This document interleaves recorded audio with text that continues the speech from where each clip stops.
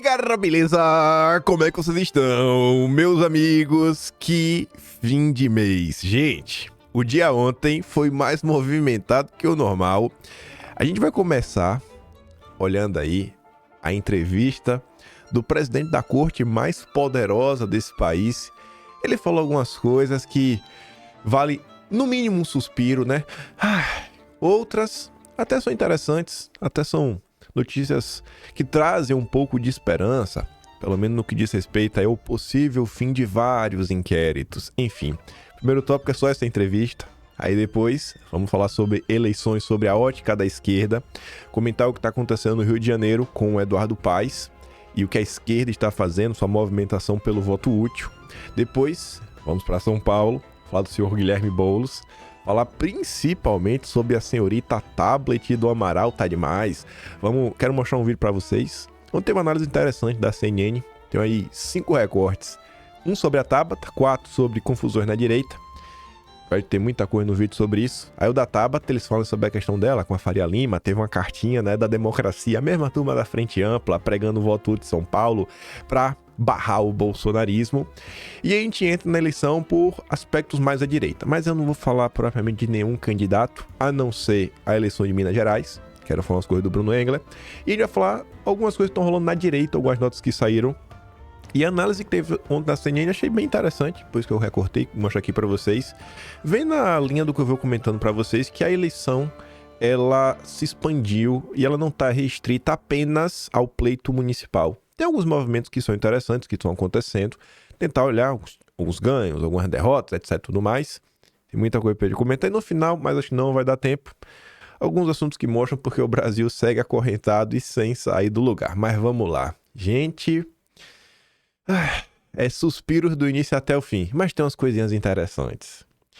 O ministro Luiz Roberto Barroso concedeu uma entrevista, uma média, né? Não é longa, média entrevista, para o Valor Econômico, do Grupo Globo. E a manchete está basicamente a resposta final dele. Barroso quer deixar a total recivilização do Brasil como legado. O cara sonha alto, né? E ao mesmo tempo que ele sonha alto, é meio triste achar que, assim, saber que na cabeça dele o Brasil não é civilizado. O Brasil precisa ser civilizado, mas vida que segue, né? Cada um tem as suas ideias e as suas pretensões. Vamos olhar a entrevista. O jornalista, na verdade, as jornalistas, foram bem contundentes no início em torno de um tema. As respostas, eu acho que vai na linha do que vocês já esperam. Elas começam perguntando o seguinte: ministro, há espaço para o Supremo aprovar um código de conduta? Porque nos últimos tempos teve várias viagens, né, algumas coisas. Pega o mais recente, né, o Cássio, lá na festa do Gustavo Lima na Grécia.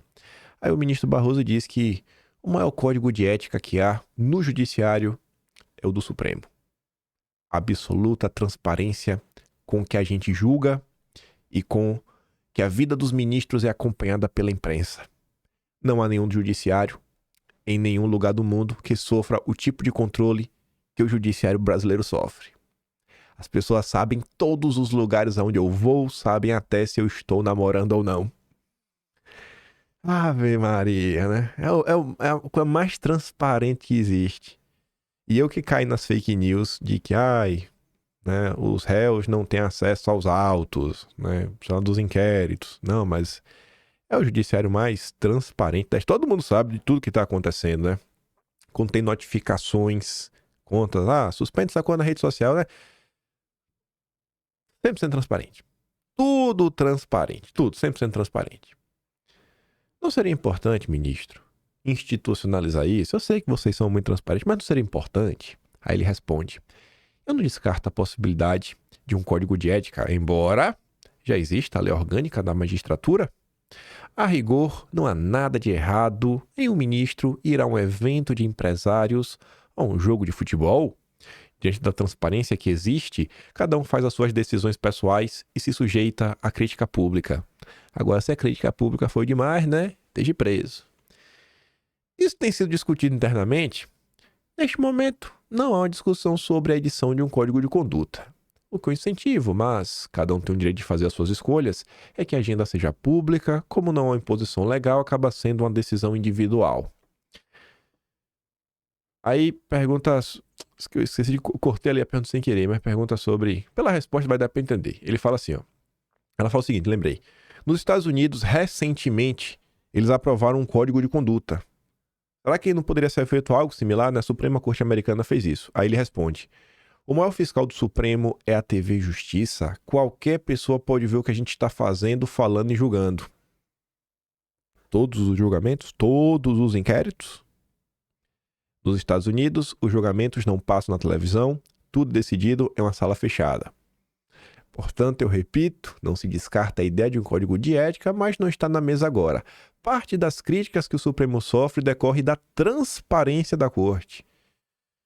Tem que avisar, tem alguns colunistas na imprensa, devem ser antidemocráticos, mas Merval Pereira, Fernando Schuller, né, Lígia Maria, essa turma aí, meio baixa astral, eles já reclamaram no passado aí de falta de transparência. Eles já reclamaram. Golpistas, ministro. Golpistas, vai lá e dê um jeito. Eu não questiono nada, mas essa turma já reclamou de falta de transparência. Pode haver novas regras para o pagamento dessas diárias? Porque ele fala assim, né? Porque se fosse opaco, ninguém saberia o que está acontecendo, quanto gastou, qual foi o segurança que viajou. Assim, mas e a diária aí? Pode ter uma regra? Primeiro eu quero dizer que ninguém viaja aqui de primeira classe. Graças a Deus, né? Graças a Deus, abençoou. Segundo, a única pessoa que viaja com passagem paga é o presidente, ou se eu designar alguém para me representar. No meu caso, eu quase sempre viajo a convite. Eu raramente viajo com o Supremo pagando a passagem, o que seria perfeitamente legítimo. Tá bom. Aí as jornalistas perguntam, mas ministro, houveram casos de diárias pagas a seguranças no exterior durante eventos particulares de ministros? Não foi um evento que ele foi lá representar o judiciário, a corte. E aí ele tem uma resposta na ponta da língua, que quem discordar é golpista. Essa questão é um pouco mais delicada. Por quê? Se tornou imprescindível, infelizmente, a viagem com segurança. Isso mudou de 2018 para cá. Eu gosto de lembrar que eu fui à final da Copa do Mundo de 2014 com minha mulher, meus 2 filhos, só nós 4, sem nenhum segurança, isso no Maracanã, no Rio de Janeiro. Hoje, a gente não pode mais sair na rua. Alguma coisa aconteceu no Brasil que extrai essa agressividade, extrai o pior das pessoas. Realmente, né? Alguma coisa aconteceu, não sei o que, né? Alguma coisa aconteceu. O que será que aconteceu, né? Eu quero muito investir em pacificação e na retomada da civilidade, mas a gente depende um pouco de conseguir julgar os inquéritos do 8 de janeiro, de acabar com essas investigações. Aí que vem umas coisas interessantes. O senhor já conversou com o ministro? O Sem Cabelos? Que é o relator? Já conversei. A expectativa é que depois das eleições, o PGR, o Paulo Gonet, já tenha condições de definir o que ele quer arquivar e o que ele quer denunciar. Somente sobre as confusões no dia 8, eu acho que sobre tudo. Sobre os inquéritos em geral. Tem o das milícias digitais, o das fake news. Na verdade, o 8 de janeiro são muitos inquéritos, tendo de financiadores, dos executores, dos mentores. Mas eu tenho a expectativa de que esse pacote inteiro já esteja próximo do fim. Até porque o país voltou a uma normalidade. Há prazo para isso? Aí ele diz que, no que depender do Barroso, eu gostaria que os inquéritos terminassem tão breve quanto possível. Agora, é preciso lembrar que os inquéritos demoraram porque os fatos foram acontecendo. E o Supremo desempenhou um papel decisivo de enfrentar o radicalismo da extrema-direita. O episódio daquele deputado, Daniel Silveira, foi condenado. Se a gente não reagisse, o mundo ia desabar naquele abismo de agressividade, de grosseria, de ameaças. Agora o país está de volta à normalidade democrática. As pessoas têm divergências normais, não tem mais ameaça. Vai ser possível concluir os inquéritos ainda na sua gestão, ministro? Tenho uma firme expectativa de que esses inquéritos podem ser encerrados não apenas antes do término da minha presidência, mas bem antes do término. Esse é o meu desejo. Eu já conversei com o ministro e nós temos a visão de que é um horizonte de término à vista, mas vai depender do Ministério Público. Aí depois pergunta, deixa no Twitter de suspender. Foi acertada? Foi bacana? Muito simples, não tem por que politizar pela legislação. Aí vem aquele papo. Na legislação eu tinha que ter, não quis cumprir, blá blá, tá banido. Essa questão do Twitter, aqui é problema à vista, viu? Problema à vista. Somente vai ser a modificação, acho que do artigo 19 do Marco Civil da Internet. Essa questão do Twitter influenciou na decisão de julgar as ações que tratam do Marco Civil da Internet e que já estão há anos no Supremo. Aí ele diz: nós aguardamos um tempo, sobretudo os relatores, que são os ministros Luiz Fux e Dias Toffoli, porque havia a expectativa de que o Congresso pudesse legislar a respeito. Como aparentemente ainda não se conseguiu um consenso no Congresso e as ações estão aqui, nós vamos ter que julgar. Mas, cara, não ter um consenso no Congresso é normal também, né? Não necessariamente você tem que julgar porque não tem um consenso. Às vezes, não decidir já é a decisão. O não decidir já é a decisão. Às vezes, a sociedade brasileira não está madura, mas o iluminismo normalmente prega por trazer a luz para quem está nas trevas. O que os relatores pediram, e me pareceu bem, foi esperar passar as eleições. Depois das eleições, o Supremo deve se pronunciar possivelmente ainda este ano. E qual o problema disso daqui? Um dos pontos que está sendo debatido é um dos itens do Marco Civil, eu acho que é o artigo 19, que diz que as redes sociais, elas não podem ser tratadas como editores. Que não é assim um veículo de imprensa que antes do texto ser publicado, tem um redator, sabe? Você tem que se responsabilizar pelo que está no papel. Então, a rede social, ela só pode ser responsabilizada depois que tem uma ordem judicial de remoção, disso, daquilo, outro, a não ser que seja algum tipo de conteúdo que viole o direito à privacidade. Ou seja, o cara pegou a foto sem roupas, publicou lá, é sacanagem, a rede social tem que tirar do ar. E coisas que são extremamente graves, que são crimes, claros, que aí ninguém tem um questionamento. A rede social vai lá e ela remove. Ela não pode ser responsável por tudo. Como é que ela vai conseguir controlar todos os tweets, posts no Facebook, Instagram? Basicamente impossível. Mas a turma tá com um julgamento lá que vai fazer isso. Aí para e pense. Se a rede social agora é copartícipe e ela tem a responsabilidade compartilhada com o cara que fez a postagem, tu acha que o controle da rede social vai ser maior ou menor? Aquela coisa que fica meio assim em dúvida, será que isso daqui é do bem ou do mal? Será? Ela vai passar o facão, porque ela não vai querer cair na conta dela. Então é muito complicado. Espero que esse pessoal, né, que Deus toque o coração. Nem vou falar que sejam iluminados, que eles já são iluminados, mas que Deus toque o coração. Aí depois pergunta, tem uma crise com o Congresso? Tem tentado aprovar projetos contra o Judiciário? Não vejo crise, vejo debates, né? Não vejo retaliação, posso concordar, divergir, mas acho que o Congresso está no seu papel direito, tá bom? E aí lá pros finalmente, vou até ler a resposta final, que é a manchete, para depois ler a penúltima, que talvez seja a resposta uma das mais interessantes, além da questão dos inquéritos. E aí pergunta para ele assim, né? Qual o legado o senhor quer deixar como presidente do Supremo? O legado institucional que eu queria deixar é a total recivilização do país. E para isso, eu dependo do fim desses pontos de tensão, como os julgamentos sobre o 8 de janeiro. Beleza, bacana, espero que realmente tenha um fim. Só que olha a penúltima pergunta e a resposta do ministro. Além da finalização dos inquéritos, ministro, tem alguma ação que o senhor pretende julgar ainda durante a sua presidência?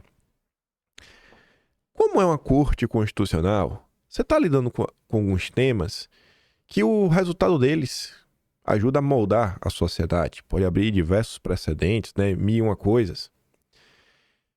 Ele podia ter dito diversas coisas, né? Ah, tem esse projeto aqui que eu acho que é importante, a gente tem que garantir esse direito, papapá, ppp, pipipi. E muita gente reclama que, às vezes, o Poder Judiciário, através de um ativismo judicial, acaba por implementar algumas agendas ideológicas. Às vezes as pessoas falam isso. E ele não apontou nenhuma ação. Nenhuma ação. Ele sequer aponta para a corte. Ele aponta para o CNJ. A minha principal atuação, curiosamente, não é na presidência do Senado. No Supremo. Não é na presidência do Supremo que eu estou deixando o meu legado, mas na do Conselho Nacional de Justiça. É no CNJ que ele criou o Exame Nacional de Magistratura, bolsas para candidatos negros à magistratura, Pacto pela Linguagem Simples, um grande programa de sustentabilidade para os tribunais, implementação da paridade de gênero na promoção para os tribunais, um aplicativo para doação de órgãos, para a gente analisar isso, o CNJ dá mais espaço para você fazer coisas construtivas, porque no Supremo a gente basicamente julga os casos. Por muitas e muitas vezes, né, você se depara por diversas discussões no Brasil, que as pessoas, às vezes, elas até sabem o que elas querem, mas elas não conseguem concatenar as ideias e te explicar os meios para chegar até o seu destino. Que a gente comentou até no vídeo ontem, né? Um recorte que eu dei pleno do Olavo. Ele fala que isso é um problema do brasileiro. Ele não sabe como as coisas são feitas. Nem a origem das coisas, nem como elas são feitas. Qual é o processo até você fazer um garfo? Que é o exemplo que ele estava dando, um prato. Então, assim, às vezes o pessoal fala, pô, a gente quer que não tenha doutrinação, a gente não quer que tenha a promoção dessas agendas, que acaba gerando um certo divisionismo entre homens e mulheres, etc. E onde é que você vai agir para conseguir o que você quer? É por onde? As pessoas reclamam muito na rede social, engaja de algum jeito, não, pô, é bom de lacrar, mitar. Mas e na hora de marcar o gol? E na hora de marcar o gol? Você vê que a turma sabe. A turma sabe fazer gol. Eles sabem fazer gol, eles sabem os caminhos. A gente tem que começar a questionar isso. Por onde ir para obter os resultados que a chamada direita brasileira espera? Quais são os caminhos? Em primeiro lugar. Segundo, dentro dos caminhos possíveis, quais são realmente possíveis e quais são apenas utópicos? Por exemplo, o que a gente deseja passa por aqui, mas por aqui a gente não tem número, então é utopia. No momento não passa. Tá, então dá para passar por isso, tá? Isso aqui é realmente possível. Como é o processo? O primeiro passo, segundo, terceiro, até a gente chegar lá no resultado final. A gente tem que começar a trazer um pouco mais para a prática as coisas. A turma do lado de lá tem a caneta e sabe utilizar a caneta. Tem e sabe utilizar. Vamos falar da esquerda. Por mais que essas primeiras notícias aqui sejam sobre o Ramagem, é sobre a esquerda que a gente vai falar. Ramagem cresce entre evangélicos e empata com Eduardo Paes no segmento pela primeira vez. Paes mantém ampla vantagem com 53% das intenções de voto, mas a diferença para Ramagem volta a diminuir. Ou seja, notícias vem mostrando que Ramagem está na crescente. Dia após dia, ganhando ali um corpo, mais votos, PPP, pipipi. Aí, diante desse cenário, encontro com petistas, Eduardo Paes sobe o tom, chama adversários de preconceituosos e pede união dos progressistas. Pronto, é a frente ampla da esquerda. Eduardo Paes, essa eleição virou um segundo turno no primeiro. Eduardo Paes está nervosinho. Ele quer resolver a fatura no primeiro turno. Ele não deixa para ir pro segundo turno, né? Tá com algum tipo de receio? Eduardo Paes criticou aqueles candidatos que, mesmo quando há percepção que não possuem mais chances na disputa, somam para ajudar o lado de lá, o lado dos preconceituosos. Logo em seguida, ele citou que leu em uma reportagem que uma das torcidas do bolsonarista, ou seja, do Ramagem, era que o outro candidato do campo progressista crescesse, o que poderia ajudar a Ramagem a chegar no segundo turno. Ele está falando do Tarcísio Mota do PSOL. Paes foi para cima do Tarcísio Mota do PSOL. Aí a Globo traz mais um bastidor. Agora do campo petista. Petista mesmo. Lideranças de esquerda da Aliança de Paes fazem ação coordenada por voto útil e vitória no primeiro turno. Essa matéria, ela já começa com uma coisa muito bacana. A Globo, essa porcaria é o pior problema que o Brasil tem, na minha concepção. Essa porcaria acusa e ficou acusando por anos a direita de ter um gabinete do ódio, ataques coordenados, etc. E nunca conseguiram mostrar um fato concreto do que seria esse ataque orquestrado, né? Organizado, coordenado. Quando é para falar do PT, a Globo consegue falar qual foi o ataque, quando foi, os minutos, quem participou, qual era o teu, os bastidores do ataque. Mas quando na direita, não. Eles fazem ataques em massa. Como? Não, ataques coordenados. Não explica. Mas tá ali, ó. No domingo, Quase ao mesmo tempo, diversos quadros de partidos de esquerda que apoiam Eduardo Paes publicaram vídeos em que empregam o voto útil no candidato à reeleição. A estratégia busca evitar que o eleitor progressista da cidade abrace Tarcísio Mota. E engraçado que a Globo usa esse termo, né? Progressistas. Por que ele não chama de esquerdista, né? Chama de esquerdista, miséria. Até agora, tímido nas pesquisas e garantia a vitória de Eduardo Paes no primeiro turno. Entre os políticos tarimbados que embarcaram na campanha pelo voto útil tem Marcelo Freixo, Benedita da Silva, ambos do PT, Jandira Fegali do PCdoB, Marta Rocha do PDT. Vejam só, os quatro, digam-se, enfrentaram Eduardo Paes ao menos em uma eleição deste século. Está claro que se houver segundo turno, quem vai estar é o Ramagem. Então todos os democratas e a esquerda têm que se unir em torno do Eduardo, um ótimo prefeito para garantir a vitória no primeiro turno, afirmou ao Globo o presidente estadual do PT, João Maurício de Freitas. Você tá vendo o que é uma coisa organizada, coordenada? A Globo sabe, ela consegue descrever. Eu quero saber qual é o ataque coordenado que a direita fez e explicar dessa forma. Também aderiram ao movimento deputado federal Washington Quaquá, vice-presidente nacional do PT, candidato a prefeito de Maricá, deputada estadual Verônica Lima do PT, cujo reduto é Niterói. Só a nata do atraso. E olha para isso daqui. Achei interessante de verdade, porque eu comentei sobre isso nos últimos dias, mais de uma vez. Eu comentei isso daqui no contexto da eleição da presidência da Câmara e de algumas coisas que estão acontecendo nas eleições por aí. O vídeo do Marcelo Freixo, principal expoente da esquerda carioca nas últimas 2 décadas, diz que é hora de votar com estratégia. Ao analisar as conjunturas do Rio e de Niterói, Freixo avalia que o único segundo turno possível seria com a presença de bolsonaristas, o que deve ser evitado. Agora é hora de derrotar o bolsonarismo. Agora é hora de ter maturidade, de ter diálogo, de votar com responsabilidade. Não podemos dar margem para ter segundo turno com candidatos como Ramagem e Jordi em 2 cidades tão importantes. Diz o ex-correligionário, porque o Freixo era do pessoal, né? De Tarcísio Mota Liga Petroni. Vejam só, né? Temos que voltar com estratégia. É tudo, assim, não é a questão da estratégia, mas esse comportamento do Freixo de jogar limpo com a galera, vir às redes sociais para explicar para a esquerda por que eles estão apoiando o Eduardo Paes, quantas confusões não poderiam ser evitadas na direita se tivesse pessoas fazendo isso. Olha, galera, o que está acontecendo é isso. Vamos jogar limpo com a militância. Ó, militantes, a gente vai jogar limpo agora. O que está acontecendo é isso, ó. Então, a gente está tomando essa decisão por causa disso. E por causa disso. Peço a compreensão de vocês. E explica, o povo não é burro, o povo não é bobo, o povo consegue entender. Mas rola isso? Na maior parte do tempo, não, né? Na maior parte do tempo, joga lá e o povo que atue. O povo que engula a história e ninguém quer entrar para explicar. Ninguém.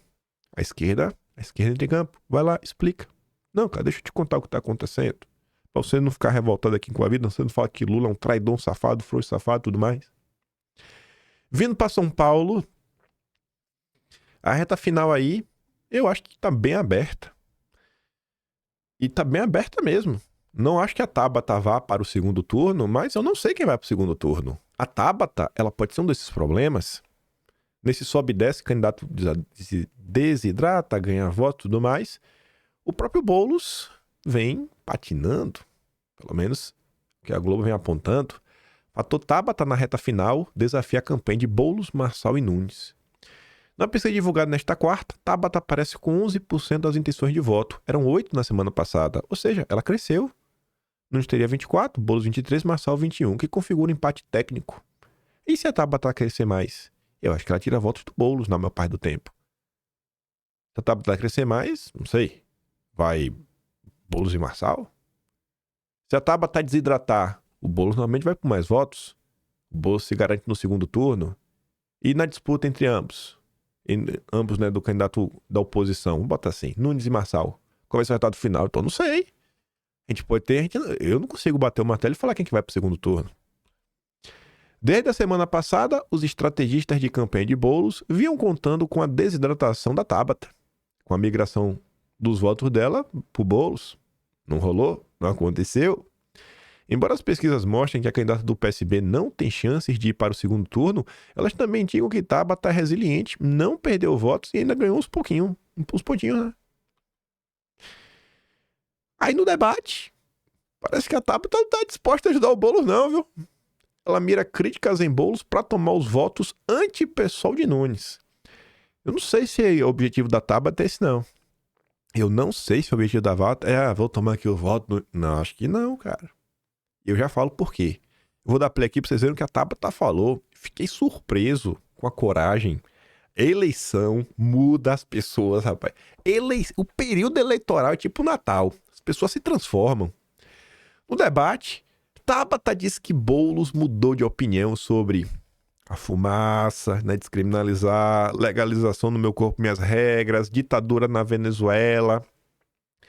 E perguntou como o Boulos lidaria se eleito com o fato de que o PSOL mantém as posições das quais ele recuou. Você, nesta eleição, abriu mão de posicionamentos históricos que você e seu partido defenderam veementemente. Isso gera um questionamento para as pessoas. Como é que você vai governar com seu partido contra quando já existe uma dificuldade com partidos à direita? E aí, Boulos? E Boulos? Como é? Temos imagens. Vamos aqui ouvir. Senhorita Tablet do Amaral. Posicionamentos históricos que você e seu partido defenderam veementemente. Você dizia que era a favor da descriminalização das drogas, agora é contra. Dizia que era a favor da legalização do aborto, agora diz que defende a lei do jeito que está. Nessa semana, exatamente, mudou sua posição em relação à Venezuela e diz agora, finalmente, que é uma ditadura. Mas o seu partido mantém essas mesmas posições. Isso gera um questionamento para as pessoas. Como é que você vai governar com o seu partido contra quando já existe uma dificuldade com partidos à direita? Tabata, eu lamento muito que você traga questões que não... Não sei, não tem nem o que falar o Boulos, né? Ele fugiu pela tangente. Não, lamento você traz tipo de questão, não tem a ver agora com prefeitura nem nada, aí vem aquela ladainha sem pé nem cabeça. Mas, esse aqui primeiro. Antes de mostrar outro recorte da Tabata, daí eu falo porque eu não acho que ela tá tentando pegar o voto anti-pessoal. Não, ela não tá. Ela tá pensando nela. Artistas intelectuais lançam manifesto por voto útil em Boulos para evitar um segundo turno trágico em São Paulo. No Rio de Janeiro, pode fechar a conta no primeiro turno. Em São Paulo, tem segundo turno. É uma certeza. Em São Paulo é uma certeza que teremos segundo turno. O que seria um segundo turno trágico? Um segundo turno sem o Boulos. Toma sentido, viu? Então eles querem que a Tabata não vote na Tabata para garantir que o Boulos vai estar no segundo turno. E tá ali. O texto do manifesto afirma que a frente ampla que impediu Bolsonaro de permanecer no poder precisa se levantar novamente para evitar que este segundo turno de consagração do bolsonarismo aconteça.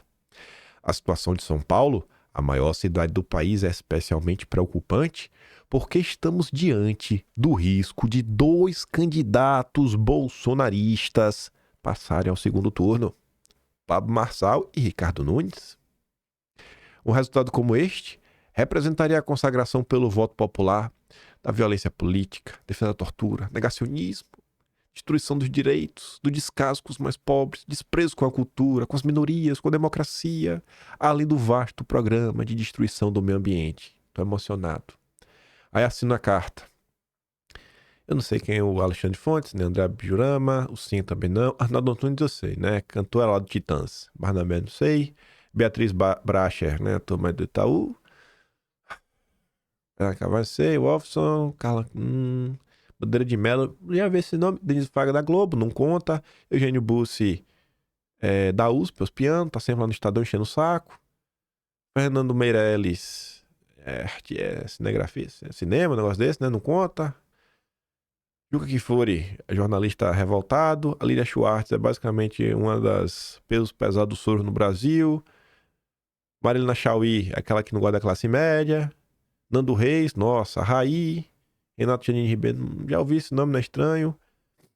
E Zeca Camargo, né? Esse fantasma. Globo. Só a nata do atraso do Brasil. Só a nata do atraso querendo que o Boulos vence. Sobre o Boulos vencer, também tem que ficar de olho. Do mesmo jeito que estão aí vendo, a Tabata ganhou os pontinhos. Segundo o Igor Gadelha, numa nota que até sobre o Ricardo Nunes, falando o seguinte, ó. Pesquisas internas de Ricardo Nunes trazem alerta sobre Guilherme Boulos. Os levantamentos que são conhecidos como tracking e não podem ser divulgados na íntegra porque não foram registrados no TSE, Boulos começou a crescer desde o final da semana passada. Será que realmente cresceu, não cresceu, etc. Domingo à noite a gente já deve saber, né? Mais ou menos aí como é que vai estar o segundo turno. Mas aqui que tá. Essa é a parte 5, né? Tem 4 partes antes que eu recortei. Eu achei muito curioso. A CNN dedicou, basicamente, ontem, né, o WW, o William Vac não estava participando, a fazer uma análise sobre a direita. Começam analisando o Brasil, depois eles passam para a Europa, levaram até o Hussein Calor. Eu nem coloquei nada dessa parte aqui, eu fiquei... Você vê que o que está acontecendo no Brasil está chamando a atenção. Tanto que você vê ali o que está no nome, né? A crise na direita com racha do bolsonarismo. Esse é o tema central. Mas vamos ver o que a Thaís Herédia tem a falar sobre Tabata Amaral. Agora, tem um movimento interessante, muito forte, a favor de Tabata Amaral. Ela é vista como uma candidata que precisa começar a ganhar apoio político já. Quer dizer, nenhum deles tem esperança de que ela vai ser eleita, porque ela não conseguiria chegar ao segundo turno. Mas enxergam nela e investem, entre aspas, nela como uma candidata do futuro. Agora, tem um movimento interessante, muito forte. Tabata é a candidata do futuro. Tabata não está preocupada em tirar voto de ninguém. Ah, vou dizer até aqui os votos antipessoal do ônibus. Não tem nada a ver com isso. Tabata Amaral, ela já venceu. Se tem uma pessoa que já venceu a eleição é Tabata Amaral. Ela entrou pra ficar famosa, só. Pra ficar famosa, pra rodar, pra ir em debate, ganhar experiência, ganhar traquejo, ficar visível na televisão, dar essas mitadas. Porque lá na frente ela vai poder falar, ó, eu sou progressista, mas eu não defendo ditaduras. Eu tenho coerência, eu cobrei o Boulos. O Boulos é um hipócrita? Eu não. Eu sou a nova cara da elite do atraso. Rede Globo, fecha comigo. Lula, também Alckmin, idem. Faria Lima está comigo. Então, a Tabata é uma piada. Essa galera, você pega assim, os debates, né? É um absurdo o que está acontecendo no debate, né? É um circo diante de nós. O maior circo da eleição de São Paulo é a Tabata Amaral. Porque até o Datena, ele achava que ele tinha como vencer. Ele podia ter continuado na TV ganhando dinheiro. Até o Datena, sabe? Tem alguma lógica a candidatura dele. A candidatura da Tabata não. Nunca foi pra vencer. É circo. Entrou só pra avacalhar e ficar famosinha pro Brasil. Pra gerar material, gerar engajamento, fazer força até pro partido dela, né? O PCB, tentar eleger uma bancada de vereador, mas nunca teve nenhum, zero esperança de se eleger pra alguma coisa. Só pra falar, ó, São Paulo, lá na frente, São Paulo está dando errado, mas eu coloquei meu nome à disposição, não me elegeram. Todo aquele discursinho batido, pode esperar. Vai vir a Tabata com todo o apoio das elites econômicas do Brasil. Né? As elites de verdade, né? Os donos do PIB brasileiro. Saindo da esquerda, indo pra direita agora. Coloquei a cara de sério de Bolsonaro, né? Porque tem que estar cara de sério mesmo. Primeiro começar aqui com Belo Horizonte. São duas notícias que dialogam entre si. Primeiro essa aqui que é a Priscila Quest, né? A Globo disse que o Tramonte lidera com 27. Já a Atlas Intel diz que o Bruno Engler lidera, mas com grande vantagem. Então, assim, os números são muito diferentes mesmo, porque a Atlas Intel, o Bruno Engler tá com 26% e todos os outros empatados com mais ou menos uns 15%. Nessa daqui o Tramonte tem 27% e o Engler com 21%, empatado com o Fuad. Independente de qualquer coisa, nessa pesquisa Quest aponta que num possível segundo turno, num eventual segundo turno do Tramonte versus o Bruno Engler, o Tramonte venceria. Um possível segundo turno. Lembrando que o Tramonte é o candidato do Romeu Zema. Trabalhou, articulou para fazer essa chapa. Ele colocou até a secretária dele, né, nessa chapa. Aí veja. O peso do bolsonarismo no sumiço de Zema na campanha de Belo Horizonte. A estratégia de Tramonte de esconder o Zema na disputa busca levar Bruno Engler para o segundo turno. A leitura na campanha de Tramonte é que um segundo turno contra Bruno Engler poderia ser mais fácil. O time de Tramonte avalia que se o apresentador disputar o segundo turno com Bruno Engler, parte dos mineiros de centro-esquerda poderia migrar para ele devido à rejeição de Bolsonaro. Além disso, a equipe do apresentador acredita que a presença de Zema na campanha no primeiro turno, né, tem chance de desidratar Engler no momento errado.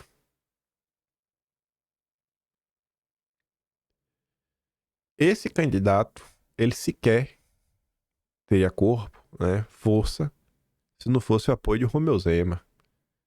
Grande Romeu Zema. Grande Romeu Zema. Não tem uma cobrança pro Zema de nada. Nada. Participar do dia 7, lutar pela anistia, desmentir o embaixador nacional do partido dele.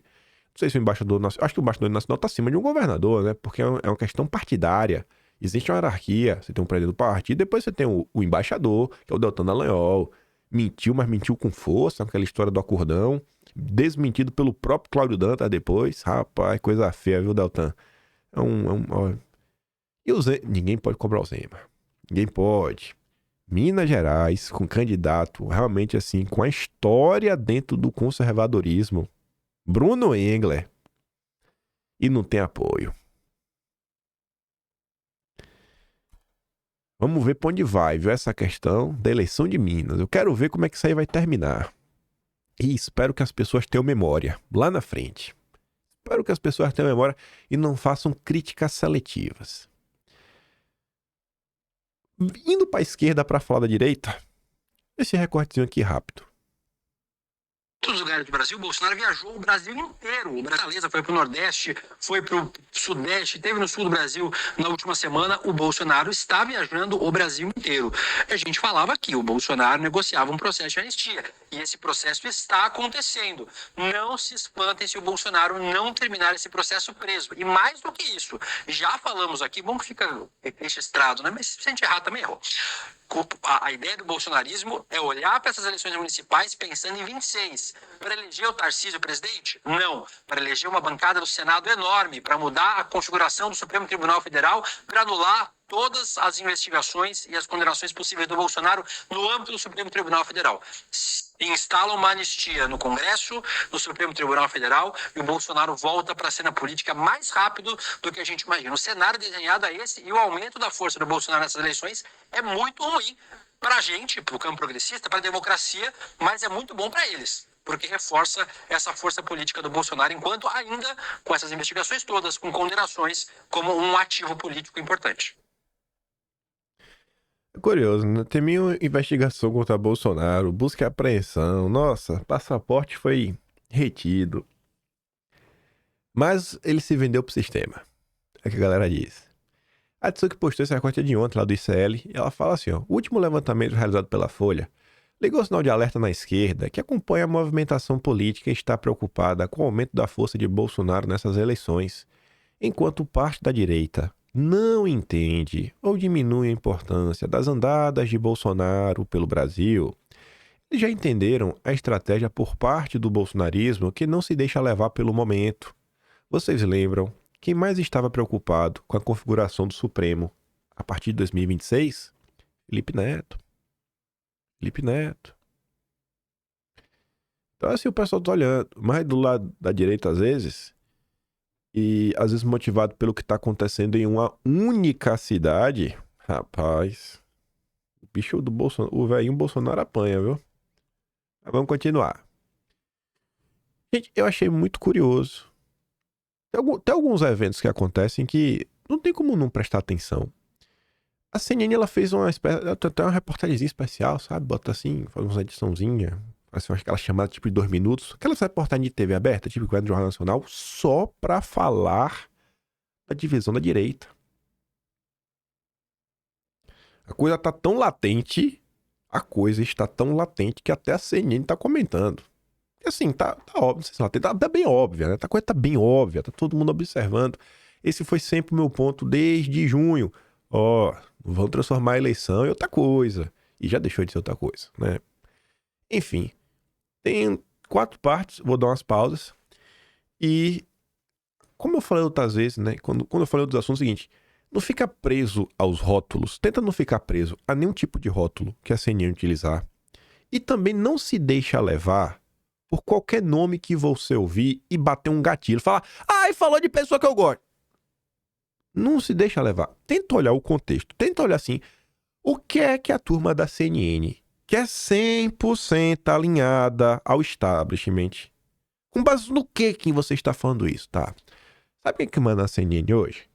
É o João Camargo, que é o chefe da coisa toda do Grupo Esfera. Você já deve conhecer o Grupo Esfera. Aquele que faz aqueles eventos sensacionais para discutir o Brasil, normalmente fora do Brasil, que os nossos super mega blaster ministros sempre estão indo lá. Então assim, é o cara que comanda a CNN. É o João Camargo. A filha até do João Camargo cresceu lá em Feira. Nasceu em Salvador, mas foi criado em Feira. Por isso que tem o gingado. Bruno Dantas, nosso ministro do TCU. Então assim, CNN é establishment. Então, olha a TV do establishment, lá do Rubens Menin também, né? Minha Casa Minha Vida, gosta muito do Lula. Olha esse contexto todo. Aí você pega isso, esse cenário, você coloca e fala, pô, essa turma fez um programa dedicado, eles convocaram lá o cara da Pedata que fez os levantamentos sobre isso, eles vão até botar uma pesquisa, eles foram atrás para saber como tá o clima em Bolsonaro. Olha isso no contexto. E se nós estamos discutindo isso, você acha que uma possível divisão da direita não é um tema que interessa as pessoas que têm poder no Brasil? Então, escute isso nesse contexto. Não fica preso ao nome, a fulano. Mas esse aqui eu não gosto. Respira que vai valer a pena. Vamos lá. A ala da direita brasileira está causando um racha no bolsonarismo e na direita brasileira. São lideranças adeptas também ao discurso antissistema que buscam eleitores que se sentem traídos pelo alinhamento de Bolsonaro a forças políticas do centro. O movimento põe em xeque o monopólio do ex-presidente do país como líder, o grande líder dos conservadores no Brasil. A reportagem é de Thaisa Medeiros. Nicolas Ferreira, uma das maiores lideranças conservadoras do Brasil, abriu fogo contra o PSD numa batalha explícita nas redes sociais. O deputado federal por Minas Gerais pediu para a direita não votar em candidatos do partido de Gilberto Kassab, que, segundo ele, é o responsável pelo pedido de impeachment de Alexandre de Moraes não avançar. Nicolas culpa ainda outro nome do PSD, o presidente do Senado, Rodrigo Pacheco. A campanha foi abraçada por outros nomes do PL na Câmara. Gustavo Gayer fez posts contra o PSD. O movimento acerta em cheio a estratégia de Bolsonaro e do PL, que em São Paulo, por exemplo, se uniram com o PSD e outros partidos pela reeleição do atual prefeito Ricardo Nunes, do MDB. Nunes tem como principal cabo eleitoral o governador de São Paulo, Tarcísio de Freitas, eleito com apoio de Bolsonaro e que também passou a ser alvo de críticas desta ala do bolsonarismo, que vê o governador do Republicanos e o prefeito como próximos do Centrão. Na prática, o movimento de Nicolas e dessa ala tem favorecido em São Paulo Pablo Marçal, que busca os votos do eleitor da direita saudoso do discurso antissistema do Bolsonaro de anos atrás. Para a CNN, nomes próximos ao ex-presidente disseram já perceber os reflexos deste movimento em diversos locais nas eleições deste ano. Afirmam que Bolsonaro vai sair fragilizado da eleição, enquanto essa ala, liderada por Nicolas e Marçal, poderá levar parte dos eleitores de Bolsonaro para outra liderança em 2026, já que ele está inelegível. A divisão ocorre também na diferença de prioridades das agendas. Enquanto para Bolsonaro o principal é a anistia aos investigados pelo 8 de janeiro, essa nova ala foca sua ação no impeachment de Alexandre de Moraes. O entorno do presidente considera uma pauta relevante, mas sem qualquer chance de avançar agora, enquanto a anistia pode até mesmo levar Bolsonaro de volta à eleição. Já a esquerda se vê fortalecida com o racha. Em declarações recentes, o ex-ministro da Casa Civil, José Dirceu, disse não ver futuro viável ao bolsonarismo, superado por novas lideranças com agendas diferentes entre si e que por isso mesmo não deverão ser capazes de unir a direita. Veja a quantidade de informação que coloca, né? Essa reportagemzinha. Eu acelerei, dá uns 3 minutos e pouco, tá aqui em 2. Coloca aqui. Olha como eles estão enxergando o cenário. Existe um racha. Ele não coloca assim se é de propósito ou não. Mas as pessoas que ele aponta, falou, hoje tem uma ala, liderada aí pelo Marçal e pelo Nicolas, que tá seguindo um determinado caminho, caminho mais antissistema, tá lá. Você tem uma ala mais liderada por Bolsonaro, uma ala mais comedida. Um tá focado no impeachment, o outro tá focado na anistia. Eles trazem o José Odisseu pra mesa. Então, veja como o assunto vai sendo colocado. Aí você fala, mas não tem, não sei o que, não vai ter traição. Cara, ninguém tá falando se vai ter traição, se não vai ter, etc. Tudo mais. Pelo amor de Deus, sabe? Começa a olhar pras coisas e tentar se analisar o macro da política. Seja um pouco menos emocionado. Aí, eu quero pegar um ponto. Por que será que a CNN falou do Nicolas? Eu acho que todo mundo devia estar se questionando sobre isso. Por que a turma tá falando sobre o Nicolas? Eu comentei no final de semana, que foi quando aconteceu. Comentei sobre o episódio. Falei, não vou deixar de falar. Eu achei que a coisa ia crescer. Mas talvez o povo não quis falar sobre o tema. Até meio polêmico, ninguém quis se posicionar. Teve aquele vídeo do Nicolas que ele fala sobre a campanha do Nunes. Ele fala, tá rodeado de vagabundo. Eu comentei na época e falei o seguinte. Falei, cara, você pode fazer campanha o que você quiser. Qualquer um, não tem esse problema. Não peço voto pra ninguém. Ainda mais São Paulo. Se fosse Feira de Santana, tem o meu candidato. Eu falaria que era na hora meu candidato a prefeito. Mas ele vai levar já. Vai levar primeiro turno. O homem ganha e ganha. Ele só ganha. Mas acho que pela 6ª vez ser prefeito de Feira de Santana. O povo gosta dele. Porque, em comparação que a gente tem, ou é ele ou o PT, então é ele. O PT não tem vez em Feira de Santana. É por isso que eu sou de lá. Brincadeira à parte, eu comentei no vídeo o seguinte: você às vezes pode falar de vários assuntos, mas só escolhe melhor os termos. Porque quando você às vezes coloca um assunto em determinadas palavras, isso aqui, aquilo outro, etc., às vezes pode se virar contra você. Às vezes pode pegar meio mal, sabe? Porque, pô, cara, usar o termo vagabundo. Até porque a turma do Marçal depois pegou o vídeo e colocou a imagem de Bolsonaro com Tarcísio. Vai ficar parecendo que, pô, Bolsonaro é vagabundo? Então fica ruim, bicho. Fica ruim. Então isso chama atenção. Foi um negócio que chamou a atenção. Ninguém vai falar pra evitar, né? Evitar. Briguem no privado. Vocês conhecem como é o processo na direita. Aí, quem apareceu pra falar do Nicolas foi o Silas Malafaia. Aquele senhor que vocês devem conhecer. E aqui eu quero mostrar um pouco também da reação da direita, como as coisas acontecem. Esse perfil aqui, o Space Liberdade, todos os posts desse perfil é urgente, grave, bomba, sirene. Parece que a única função do Space Liberdade é casar carro na rede social. Ele gosta do hype. Mas é a vida que segue, todo mundo ali pra fazer o que quiser. Silas Malafaia perdeu mais de 100 mil seguidores após fazer ataque a Nicolas. Aí eu fui olhar, né, pra ver se realmente o Malafaia perdeu 100 mil. Gente, no Instagram, o Malafaia vem perdendo seguidores há semanas, né, dias, na verdade.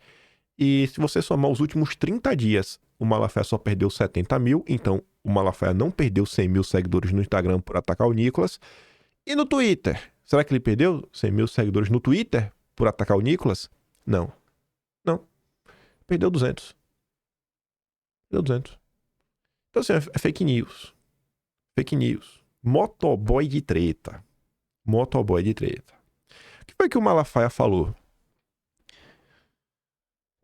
Vamos ouvir o que o Malafaia falou sobre essa situação.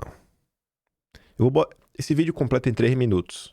Eu vou botar a parte que ele fala do Nicolas. Ele não cita o Nicolas por nome.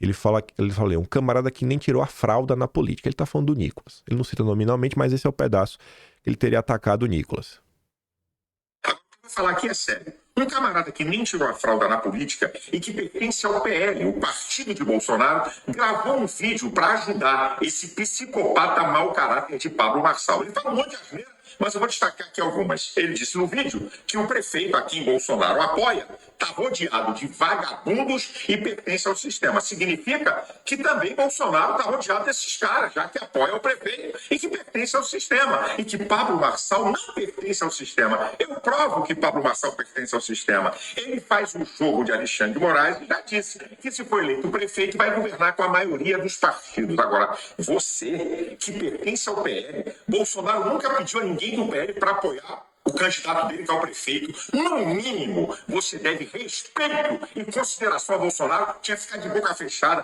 porque eu amo o Bolsonaro, eu até dou a minha vida por ele. Deixa de conversa fiada. Você está fazendo um jogo desse psicopata farsante. Eu fico bobo, gente. Eu queria entender Um cara aparece de repente e a direita fica encantada. O cara não tem história na direita. Ele é uma intromissão. Isso é uma vergonha, gente. Esse cara é uma farsa enganando o povo de São Paulo. Essa que é a verdade. Deus abençoe você e sua família. Acabou. Eu deixei até o final só pra você ver que coisa ali.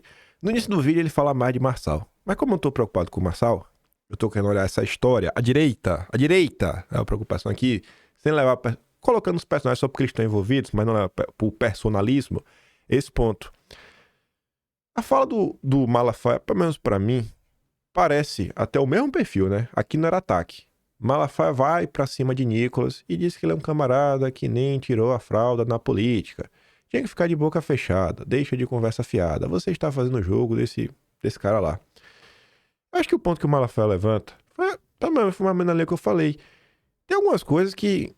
Cara, tenta colocar em um termo um pouco melhor, sabe? Faz a crítica, mas lembra que você não é só um deputado. O Nicolas foi eleito como o deputado mais votado do Brasil. Nas redes sociais é gigantesco o apoio que ele tem. É um perfil gigantesco. Então, às vezes quando você fala algum assunto que você está comentando na melhor das intenções, pode resvalar em Bolsonaro. E eu acho que resvalou, a CNN tá comentando sobre isso. Então, acho que é nesse contexto que a CNN faz essa análise e coloca, ó, tá vendo aqui umas alas diferentes, pá, pipipi, vai uma para um lado, outra pro outro, etc. E tá todo mundo batendo cabeça.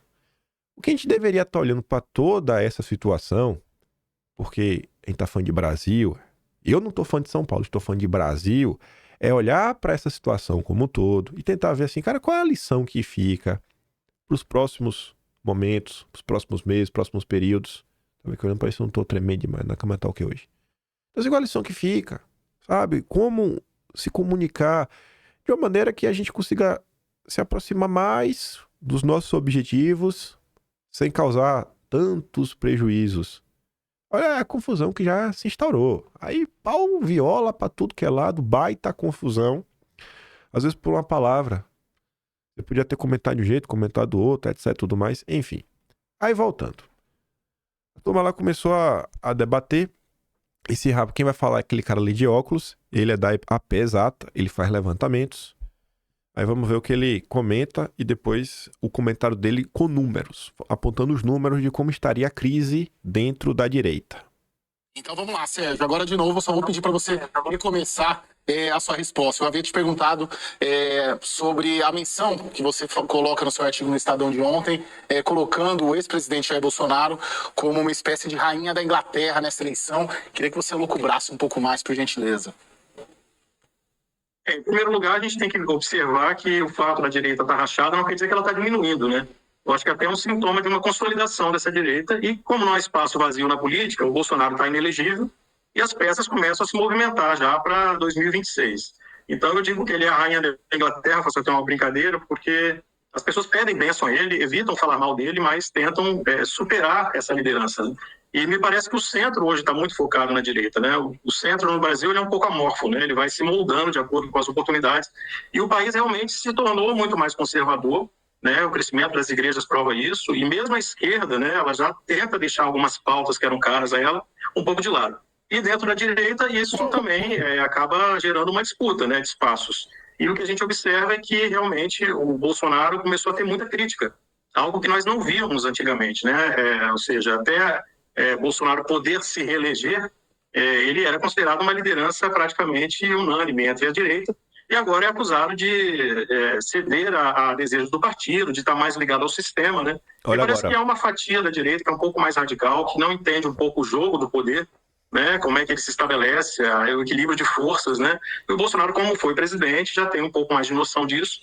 Mas, de qualquer forma, o que está por trás disso, acredito que seja realmente as eleições de 2026, até porque o próprio Tarcísio também tem sido alvo de ataques, né? Quando o Nicolas põe esse vídeo aí criticando o PSD e fala que o PSD tem sido uma chave que impede o impeachment de Alexandre de Moraes e arrasta a asa aí para o Marçal, ele não diz também que o Marçal nunca falou que é a favor de impeachment de Alexandre de Moraes. Então há realmente aí uma questão de ocupação de espaço, me parece que as forças estão se alinhando aí para tentar evitar uma subordinação ao Bolsonaro, uma vez que o espaço que ele ocupou tá deixando aí um vácuo, né? Eu achei bem interessante quando ele fala assim, ó, Tem uma parte da direita que às vezes não entende o jogo político, dia a dia, né? Às vezes tem uma negociação que você tem que fazer. E eu senti pelo tom de voz e pelos termos usados que eles estavam realmente tentando entender a confusão. Que ele falou, cara, tem uma parte ali mais radical da direita, não chamou extrema direita. Você vê que eles estão, a direita, bolsonarismo. Não tá como é aquela histeria da Globo, a extrema direita fascista, isso, todos aqueles istas idiotas. Aí ele começa a mostrar como tá o clima. E o engraçado é que o levantamento é no Twitter. Aí ele explica que os servidores da Pesata estão no Canadá. E é por isso que ele consegue ter essas informações, ó. Tá de brincadeira comigo, né? Mas tá bom, Deus tá vendo. Escuta só. Olha lá. Sérgio, deixa eu só colocar agora assim na tela a pesquisa de vocês, né? Da Pesata, a pesquisa que o Sérgio fez, né? Mostrando que depois da suspensão do X no Brasil, a plataforma se tornou um campo de debate ali, de uma guerra dentro da direita, e a Pesata analisou cerca de 450 mil publicações na rede social que mencionam o termo Bolsonaro nos últimos 10 dias. E olha só o resultado exatamente que o Sérgio estava nos dizendo. 58,8% das menções foram positivas, com 20% delas demonstrando confiança plena nas escolhas do ex-presidente e 24% revelando alegria em torno das declarações e opções políticas de Bolsonaro. 41,2% das menções foram críticas, né?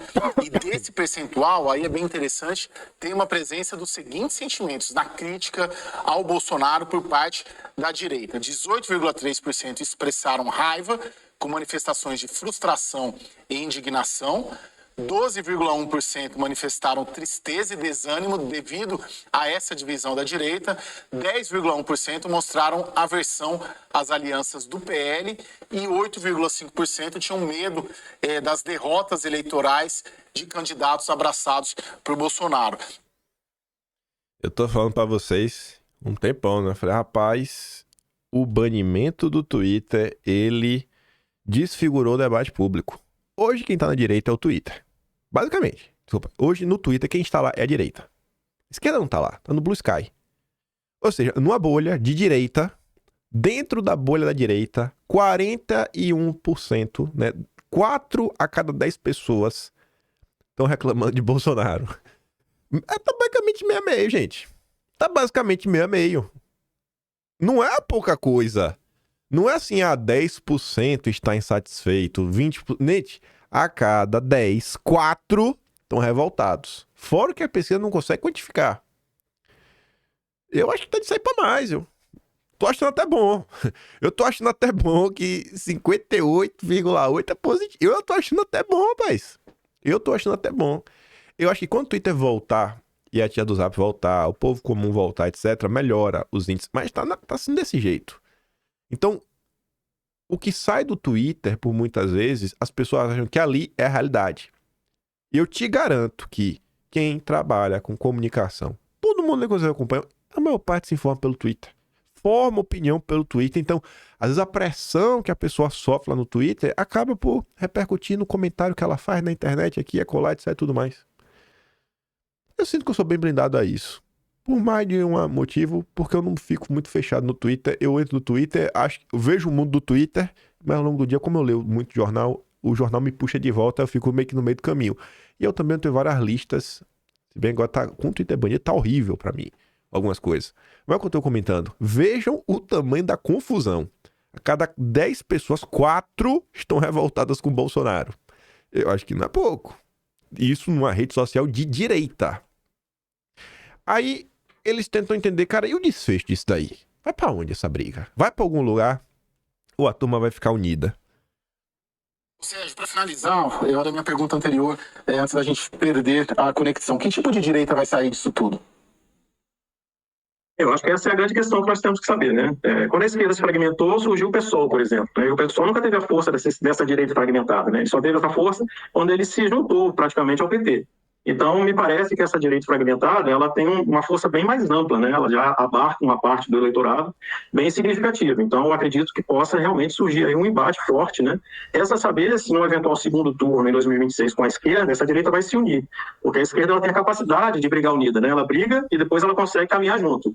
Me parece que essas rusgas da direita, que é uma direita muito raivosa, né, que tem se colocado aí, ela não vai se curvar a quem for contra, né? Então, eu acho que pode haver realmente uma divisão que fragmente mais um perfil radical de um perfil mais centro mesmo, né? Como o Daniel disse, o centro hoje ele é mais direita, já foi mais esquerda, né? Então, me parece que os políticos que têm uma ideia melhor de uma gestão que necessita de acordos, né? Eles não vão permitir que essa radicalidade tome conta da política, até porque quando ela se torna governo, ela precisa fazer alianças. Mas a população me parece um pouco indignada com a classe política, isso está bem acentuado, né, já há algum tempo, e se identifica com esse perfil mais radical, mais disruptivo, né, para falar um termo aqui mais educado, né, porque é uma direita que às vezes é muito raivosa. A gente tem visto cenas na eleição em São Paulo que são muito lastimáveis, né, que não pregam uma boa política, não pregam uma política muito democrática. É uma política de provocação, de tentar irritar o outro, de ataques muito pessoais, né, que foge um pouco do debate. Eu acho que o eleitor, enfim, que se sente identificado com isso, uma hora vai ter que botar a mão na consciência e entender que política se faz com acordo, com diplomacia, né, com variedade de ideias, né. Uma pessoa que se elege para um cargo executivo tem que administrar para todos, né, para todos os espectros. E eu acho que pode ser que essa direita não consiga depois se unir mais e se fragmente realmente em duas partes. Quem também comenta sobre esse desfecho é a Dora Kramer. E eu tendo a crer que a divisão ela não vai levar à união. E eu acho que a gente deveria lidar com esse cenário. Conhecendo a direita, conhecendo o individualismo de muita gente, eu acho que as divisões, elas serão divisões mesmo, pra valer. Eu acho que vai ser divisão mesmo pra valer. Não vai ser igual a esquerda, que no final do dia, todo mundo vai votar no Lula. Não vai. Eu acho que essa direita que tá aí, eu acho que mais do que antissistema, pra mim, é a direita liberal. É a direita liberal no final do dia. Com aquelas ideias assim, mais, o indivíduo, a liberdade, uma concepção que, sabe, é como se a gente não vivesse sociedade. Não, a Beth é seleção natural. Beth é seleção natural. Você quer que o Estado se envolva nisso? Enfim, a Dora Kramer fala o seguinte, né? Direitas entram em cena. Brigas internas e divisões entre partidos sempre foram características da esquerda. Isso deu origem ao termo esquerdas, falando como se houvesse mais de um lado esquerdo a se contrapor ao flanco direito, pois agora já se pode atualizar a imprecisão e permitir a referência a direitas. Hoje não é mais possível juntar todos sob a denominação de bolsonaristas. Bolsonaro tirou esse pessoal do armário, mas nem por isso ficou dono de toda a mobília da casa. As esquerdas, no plural, se abrigam sob a marquise de Lula, mas as direitas não se mostram confortáveis todas só ao abrigo do guarda-chuva de Bolsonaro, hoje inelegível, à procura de anistia. A sorte das direitas é que as esquerdas vivem de um passado que já passou. Então, como se a esquerda está enfraquecida, está caminhando para o abismo, qual lado e qual caminho essa turma vai seguir, não sei. Mas para mim, eu acho que essa eleição as pessoas deixaram chegar por 1001 razões diferentes. Não acho que é uma razão só. Não acho mesmo que seja uma razão só.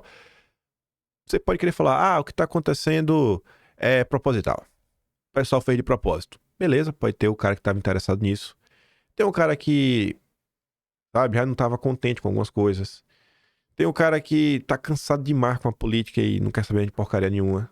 Tem um cara que acabou sendo afetado por causa do próprio Twitter.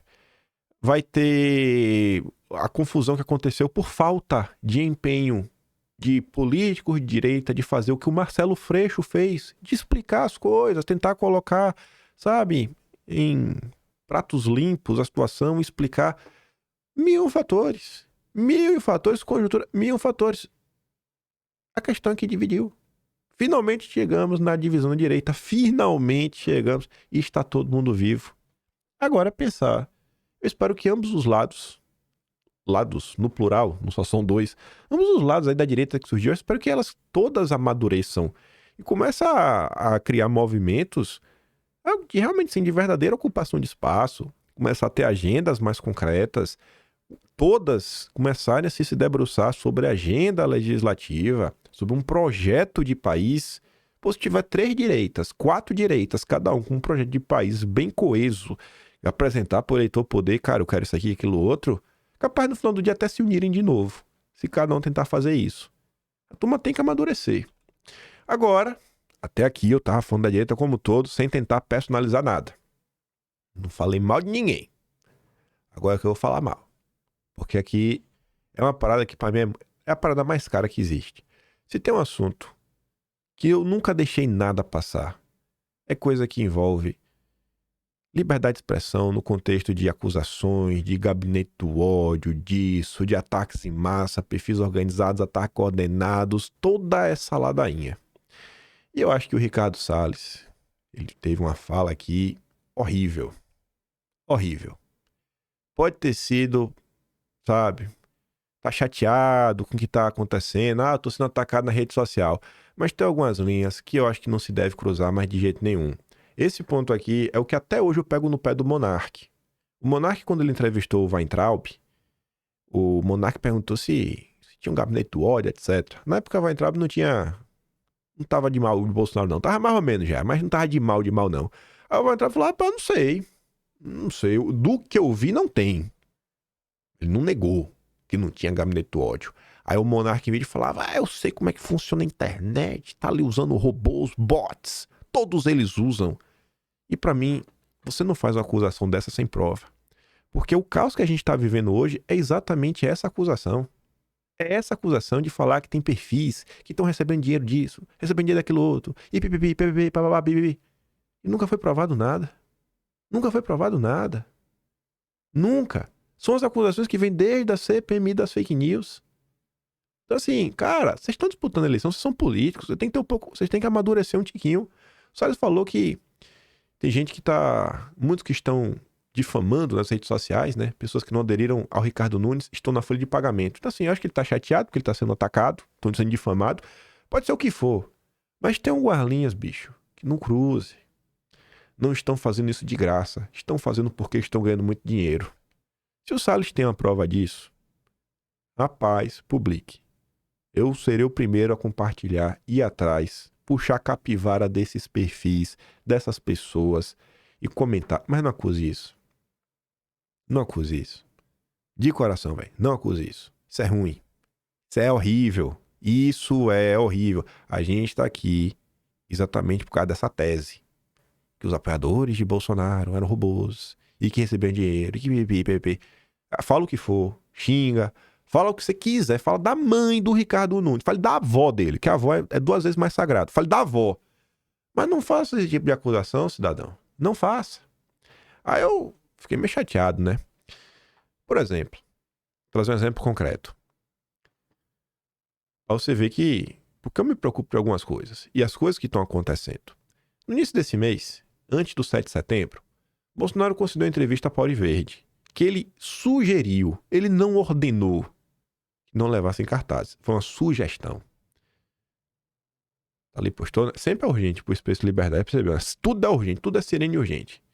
Aí a Tsuki respondia, cara, Bolsonaro tá sugerindo, não tá dando a ordem. Se acontecer alguma coisa, mais coisas, com pessoas que levarem cartazes, ou aqueles que se incitarem com cartazes, você, eu ou qualquer um que está fora do Brasil, não poderá fazer nada por elas. Mas mais responsabilidade, menos emoji lá com aquela carinha. Você vê que a resposta da Tsuki na época foi uma resposta bem de boa. Olha o comentário que a Tsuki que recebeu na época. Está sim, você está sendo paga pelo Valdemar e todo mundo sabe. Vocês estão jogando a vida de 200 milhões de pessoas no lixo por um punhado de dinheiro. Então, essas acusações no passado, elas iam da esquerda. E as pessoas foram presas, inquéritos foram abertos. E hoje são as pessoas da direita que estão falando isso. Eu sou difamado todo santo dia. Todo santo dia. A turma que defende o Marçal, o Ricardo Salles, me acusa de possivelmente receber dinheiro. Um cara pegou um print de uma nota fiscal de uma empresa que tem a sede na Bahia. Ele falou, olha essa empresa aqui que recebeu do Ricardo Nunes, ela tem sede na Bahia. Sabe quem mora na Bahia? O cara na Austrália. Tu acha que faz alguma relação com isso?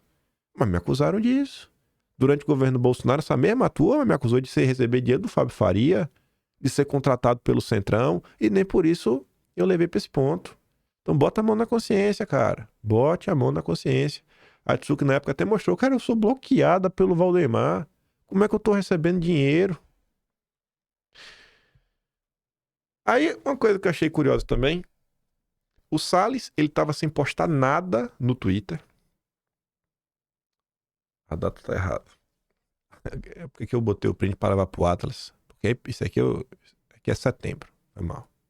E foi ontem. O Salles tava sem postar nada desde que o Twitter foi banido.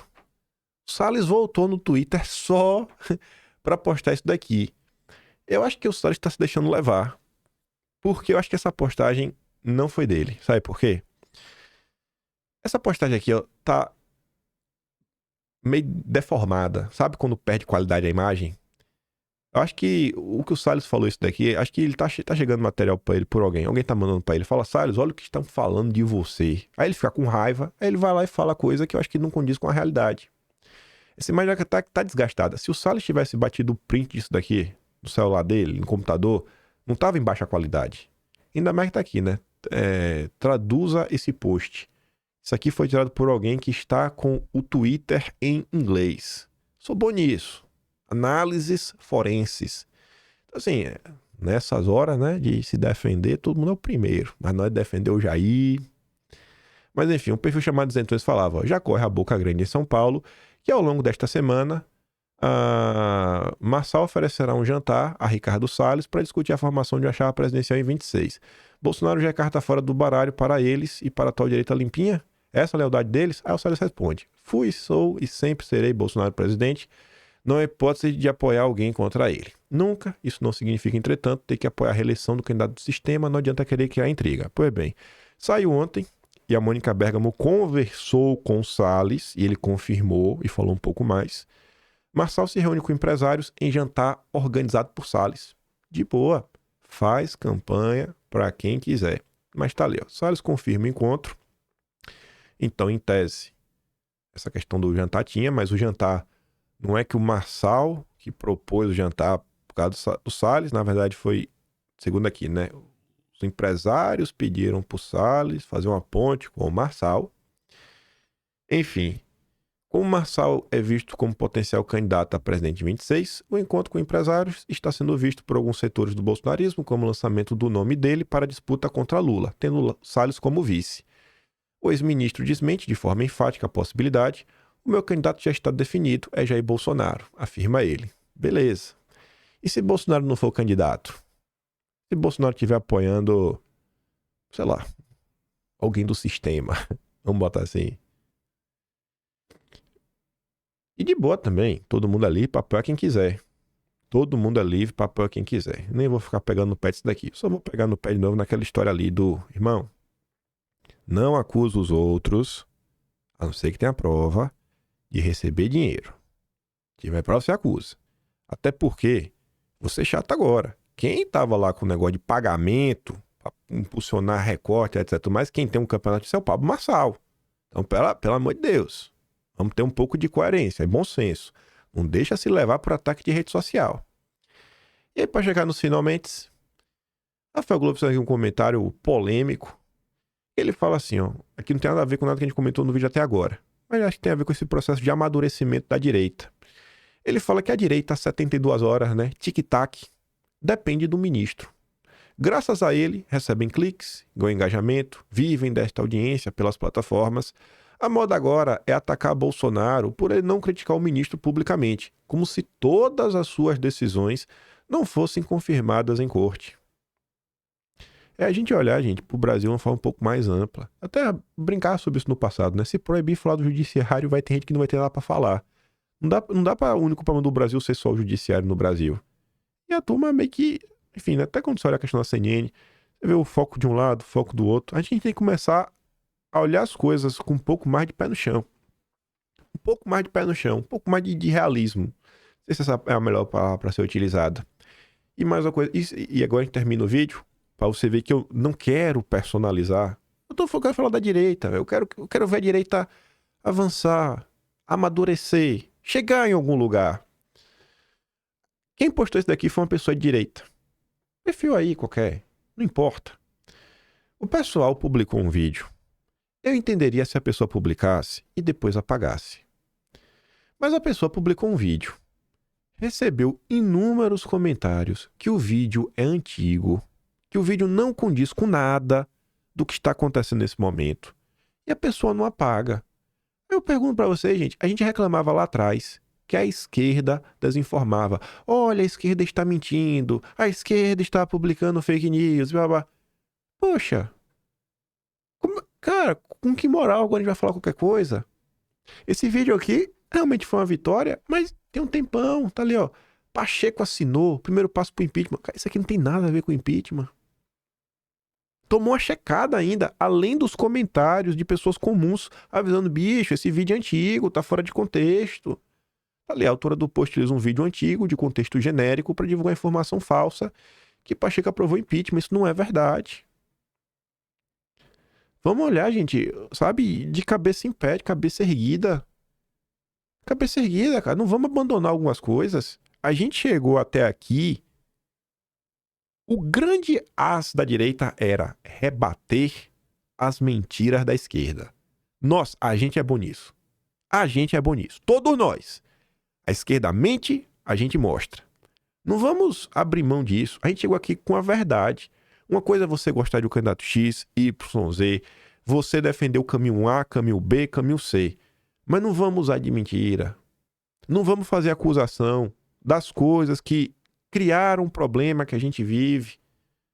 Ainda que você nem queira mais ver Bolsonaro na sua vida. Cara, não vamos cruzar algumas linhas pelo bem da própria direita. Vamos olhar, vamos ter um pouco mais de parcimônia numa coisinha aqui, uma coisinha acolá. Sabe?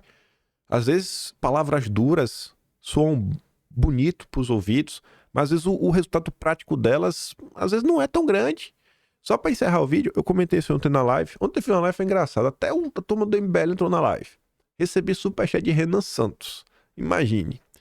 Mas na live teve uma tia que ela fez um pedido que eu acho de boa. E eu expliquei para ela porque eu não faço. Eu vou, chame o Lula de ditador. Comece a chamar ele de ditador, talvez você fale no vídeo. Aí eu falei para ela assim, minha tia, sabe por que eu não faço isso? Porque anteontem eu recebi uma mensagem de uma pessoa de esquerda. Ela falou assim, cara, eu sou de esquerda. E falou assim, ó, sou de esquerda. Comecei a te acompanhar por causa daquele teu dossiê da bucha.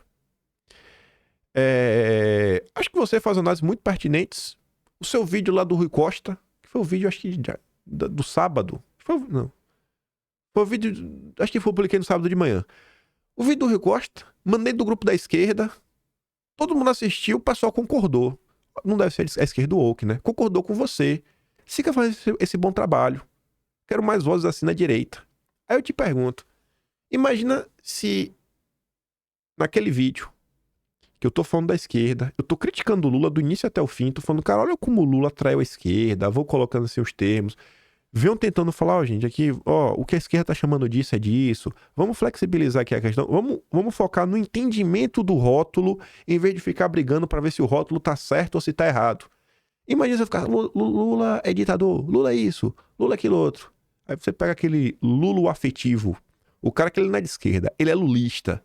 Aí ele começa a ver esse menino do bigode, tá chamando Lula de ditador? Como é que eu vou levar a sério um cara que chama Lula de ditador? Lula não é o ditador, Lula é isso, Lula tá com 1000 problemas, Lula não consegue avançar, o Congresso não deixa. Então, às vezes, sabe, eu não lavei a alma de ninguém. Eu lavaria a alma se eu chamasse Lula de ditador. Mas essa galera que não tá na nossa bolha, que assistiu e que concordou que o Lula tá jogando contra, eles concordaram que o Lula está jogando contra. Eu acho que esse é o nosso objetivo. É aqui que eu quero chegar. Eu quero falar para mais pessoas. Meu posicionamento é claro. Todo mundo sabe, agora sabe. Eu defendo Jair Messias Bolsonaro. A direita que eu quero construir, eu acho que é impossível ser a figura desse cara. E eu consegui ser ouvido por quem vota no Lula. Como é que a gente vai converter o cara que vota na esquerda se ele nem para pra ouvir a gente? Então é isso. Vamos fazer o que a gente já sabe fazer e tentar dar alguns passinhos a mais. Ó, por aqui, acolá, moderar algumas coisas. Não precisa abrir mão dos nossos valores, mas ser um pouco mais inteligente na hora de falar, na hora de expor os assuntos. Quantas vezes eu não troco algum nome, né? Se você, bem, não fala, bem, todo mundo sabe o que é, todo mundo entendeu. E a gente vai indo, gente, a gente vai mais longe. Vamos focar em vencer do que lavar a alma. Essa é sempre meu lema, né? Meu caminho, tento servir de exemplo. Enfim, já falei tudo que tinha pra falar. Vou mandar todos esses recortes lá no Telegram. Você pode assistir de novo. Questione as coisas, rejeite as opiniões simples. Normalmente ela não vai significar nada. E se gosta do meu trabalhinho, quiser dar um pouco mais, passar meu membro do canal, tem um botão de valeu, tem um peito na descrição e tem um Atlas Brasileiro, né? Onde estamos registrando todas essas histórias. Fico por aqui, compartilhe, volte amanhã e deixa aquele grande beijo, abraço, tamo juntos. Valeu, meus amigos. Fui.